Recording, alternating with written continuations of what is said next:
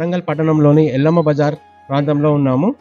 భద్రకాళి హిందూ ఉత్సవ కమిటీ ఆధ్వర్యంలో ఆకుతోట సంజీవ్ సంధ్య గారు ఈ వినాయకుని మట్టి విగ్రహాన్ని నిర్మించారు. ఇది దాదాపుగా తెలంగాణలోని అతిపెద్ద విగ్రహంగా భావించవచ్చు. ఇంతవరకు నేను కూడా ఇలాంటి ఎకో ఫ్రెండ్లీ గణపతిని చూడలేదు. ఇలాంటి గణపతులు అన్ని చోట్ల అన్ని మండపాల్లో ఉండాలని కోరుకుంటున్నాను. ప్లాస్టర్ ఆఫ్ ప్యారిస్ వద్దు, మట్టి గణపతి ముద్దు అన్నట్టుగా సార్ ఇంత పెద్ద 40 అడుగుల విగ్రహాన్ని సార్ ఇది ఎలా చేపించారు? భద్రకాళి హిందూ ఉత్సవ కమిటీ ఆధ్వర్యంలో మొట్టమొదటిసారిగా ఉమ్మడి వరంగల్ జిల్లాలో భారీ మట్టి వినాయకుడిని నిర్మించాము. జిల్లా ప్లాస్టర్ ఆఫీసు పిఓపి ఐరన్ యూజ్ చేయకుండా ఓన్లీ మట్టితోనే 40 ఫీట్ల గణపతిని రెడీ చేశాము. దాదాపు ఒక 45 రోజులు ఒరిస్సా నుంచి వెళ్ళి 8 మంది కళాకారులను పిలిపించి ఇక్కడ ప్రతిష్ఠించాము. మరియు అదేవిధంగా ఇక్కడనే నిమజ్జనం చేసేందుకు కూడా ఇక్కడ ఏర్పాటు చేస్తున్నాము.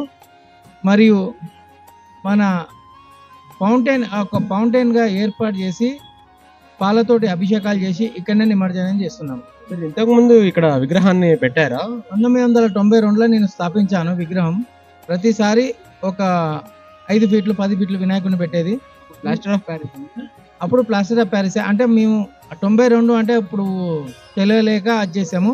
ఇప్పుడు పర్యావరణాన్ని కాపాడేందుకు ఇంత భారీ వినాయకుడిని మేము చేసామండి. ఎన్ని సంవత్సరాల నుంచి చేస్తున్నారు సార్ మట్టి వినాయకుడు? మట్టి వినాయకుడు ఇది 3వ సంవత్సరం అండి. ఇంకా ప్రతిసారి మట్టి వినాయకుడే చేయాలనే సంకల్పంతో ఇంత పెద్దది. మరియు ఉత్సవ కమిటీలు చేసేవారందరికి కూడా విజ్ఞప్తి ఏంటంటే మట్టి వినాయకుడిని పూజించాలని ఒక కోరిక.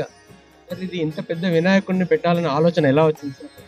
ఇంత పెద్ద వినాయకుడిని పెట్టాలని మా పిల్లలు ఒకరు 3 years ఒకరు 5 years. ఆ చిన్న పిల్లలు లాస్ట్ ఇయర్ డాడీ ఒక వినాయకుడిని పెట్టాలి అన్నారు.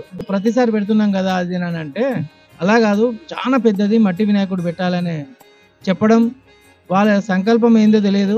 ఈ సంవత్సరం ఇక్కడ ప్రతిష్ఠించాము. ఇంత పెద్ద వినాయకుడు నిలబెట్టాలంటే మెటల్ యూజ్ చేయకుండా అంటే కర్రలతో ఓన్లీ ఈ వినాయకునికి కర్రలు, ఉనక, గడ్డి ఇవన్నీ యూజ్ చేసామండి. దీనికి ఎలాంటి కెమికల్స్ లేకుండా అది ఏర్పాటు చేసామండి. Okay sir, thank you sir.